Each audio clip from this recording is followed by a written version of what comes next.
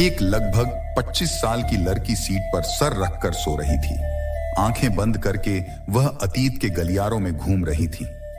City के बड़े hospital में एक डॉक्टर एक लड़की को कह रही थी कि जिया, तुम मां बनने वाली हो। यह सुनते ही उसकी कथई आंखें हैरानी से फैल गईं। उसे इस बात पर यकीन ही नहीं हो रहा था, क्योंकि आज तक वह किसी भी लड़के के नजदीक नहीं गई थी और उसका पति भी शादी के कुछ दिन बाद ही दूसरे शहर चला गया था। लेकिन उसने अभी तक जिया को कभी छुआ तक नहीं था। उसने चिल्लाते हुए डॉक्टर से पूछा, यह कैसे हो सकता है? तभी उसके पिता संजय कहते हैं, इसमें इतना परेशान होने की क्या बात है? ये तो अच्छी बात है। जिया उन्हें यह भी नहीं बता सकती थी कि वह आखिर परेशान क्यों है। घर आने के बाद जब संजय जिया की मां को उसके बारे में बताते हैं तो उसकी मां कहती हैं, यह तो बहुत ही खुशी की बात है। मैं नानी बनने वाली हूँ और आप नाना। निधि जो जिया की सौतेली बहन थी, वह भी यह सुनकर खुशी से उछलते हुए कहती है, और मैं मौसी बनने वाली हूँ। इस बात पर तो मिठाई बंटनी चाहिए। हाँ, और मैं भी उन लोगों को फोन करके ये खुशखबरी दे देती हूँ। वह तुरंत जिया के ससुराल में फोन करके यह खुशखबरी दे देती है और वहां पर भी खुशी का माहौल हो जाता है। सब लोग आने वाले नन्हे मेहमान के बारे में सुनकर काफी ज्यादा एक्साइटेड थे। उन लोगों को बताने के बाद जिया की मां उससे कहती हैं, अब तुम बिल्कुल भी लापरवाही नहीं करोगी। तुम्हें पूरी तरह से रेस्ट करना है और स्ट्रेस तो बिल्कुल भी नहीं लेना है। और हाँ, राहुल को भी फोन करके बता देना। अगर तुम खुद उसे बताओगी तो उसे ज्यादा अच्छा लगे। जिया अपनी मां का यह रूप देखकर पूरी तरह से हैरान थी, क्योंकि उसकी मां का व्यवहार आज काफी बदला हुआ था। और इससे भी ज्यादा हैरान वह इस बात से थी कि आखिर वह प्रेग्नेंट हो कैसे सकती है, जब वह किसी लड़के से इंटीमेट हुई ही नहीं है। यह सब बातें उसे बहुत ही ज्यादा परेशान कर रही थी और धीरे धीरे वह डिप्रेशन में जाने लग गई थी।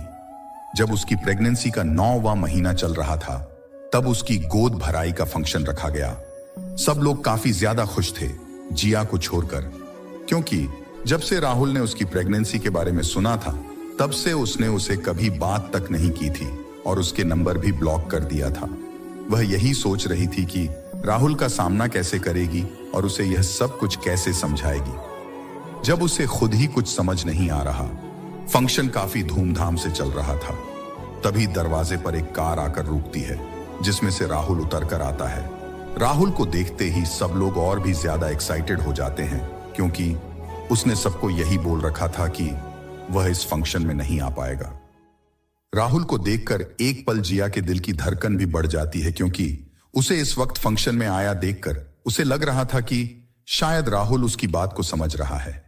राहुल धीरे धीरे चलता हुआ आगे आता है और जिया के सामने आकर खड़ा हो जाता है। जिया उम्मीद भरी नजरों से उसकी तरफ देखते हुए उसके कुछ बोलने का इंतजार करती है, लेकिन वह नहीं जानती थी कि उसकी उम्मीद को इस कदर तोड़ा जाएगा। राहुल ने वहीं सबके सामने जिया से पूछा, किसका बच्चा लेकर मेरे माथे मरने की कोशिश कर रही हो? ये बात सुनकर सब लोग हक्के बक्के रह जाते हैं। राहुल की माँ उसके पास आकर कहती है, यह तू क्या बोल रहा है? मैं बिल्कुल ठीक बोल रहा हूँ। मैंने आज तक इसे कभी हाथ भी नहीं लगाया है, तो यह बताइए कि यह प्रेग्नेंट कैसे हो गई? यह सुनकर तो सब लोगों की नजरें अब जिया की तरफ ही उठ गई थी और जिया अपना सर नीचे झुकाए हुए खड़ी थी।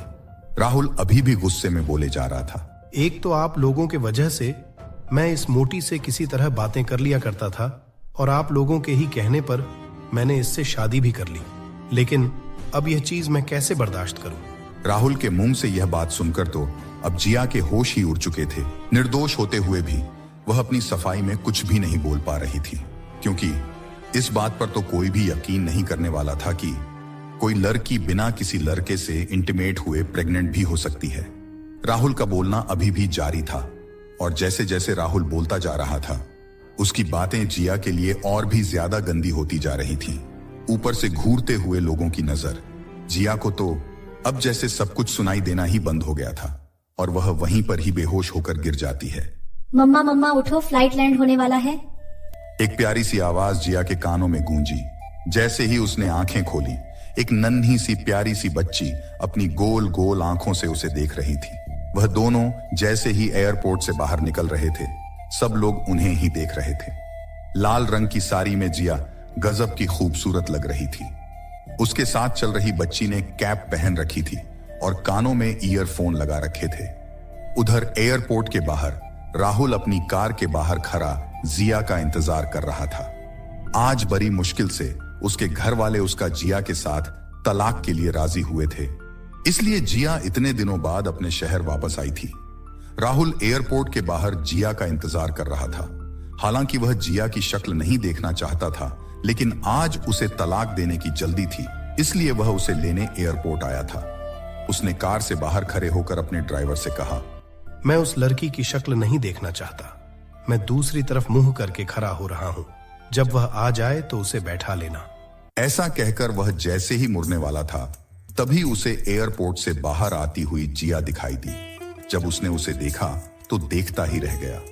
एक बेहद खूबसूरत चेहरा, लाल रंग की साड़ी में वह गजब ढा रही थी, इसलिए वह उसे पहचान नहीं पाया। जब उसने देखा कि वह लड़की जा रही है, तब वह उसके पास जाकर कहने लगता है, आप इस शहर में नई आई हैं, इसलिए राहुल की नजरों से अभी तक बची हुई है। इस शहर में आपको किसी भी चीज की जरूरत पड़े तो राहुल के बारे में किसी से भी पूछ लेना। ये बंदा मैडम की सेवा में हमेशा हाजिर है। जिया उसे इग्नोर करते हुए टैक्सी में बैठ जाती है। जिया ने टैक्सी सीधे होटल की तरफ ले जाने को कहा। जिया अपने प्रेसिडेंशियल स्वीट में आराम कर रही थी। यह काफी शानदार था। तभी उसके पास उसकी असिस्टेंट सिमरन का फोन आया। उसने उसे बताया कि इस शहर का सबसे बड़ा बिजनेसमैन नीरज उससे मिलना चाहता है, अपनी दादी के इलाज के लिए।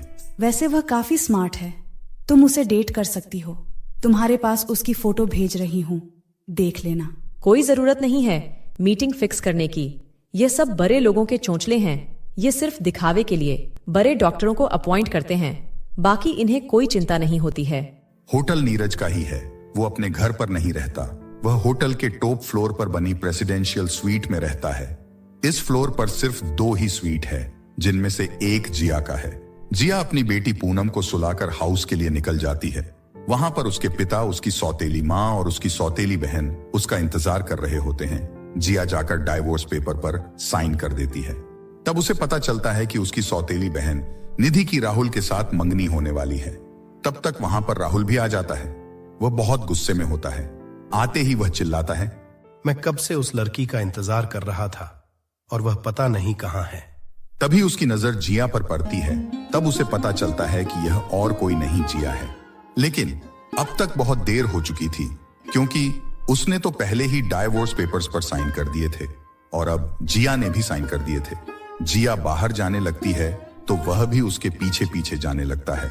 राहुल उससे दोबारा शादी करने के लिए कहता है। जिया उसे इग्नोर करते हुए आगे बढ़ जाती है।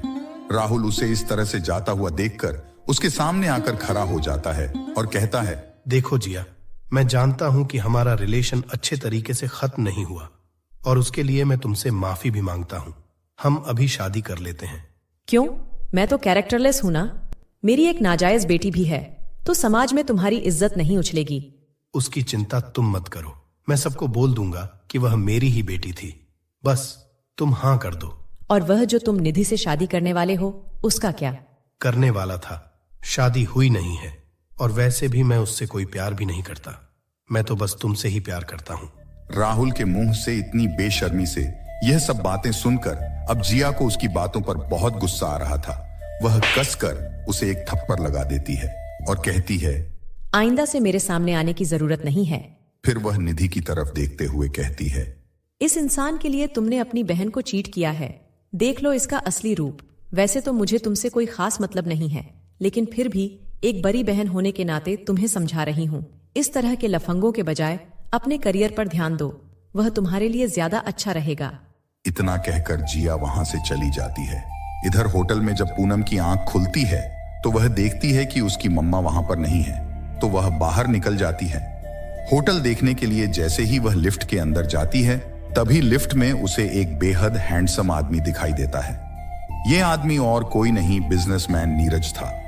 लाखों लड़कियां उस पर मरती थीं, लेकिन वह किसी को भी अपने पास नहीं आने देता था। तभी अचानक लिफ्ट अटक जाती है और लाइट चली जाती है। इसके आगे क्या होने वाला है, यह जानने के लिए हमारा अगला एपिसोड देखना ना भूले। और अभी तक आपने हमारे चैनल को सब्सक्राइब नहीं किया है तो जल्दी से सब्सक्राइब करके बेल आइकन दबा दीजिए। कीजिए और इस वीडियो को लाइक शेयर कमेंट करना ना भूले। जल्द ही मिलेंगे अगले एपिसोड के साथ।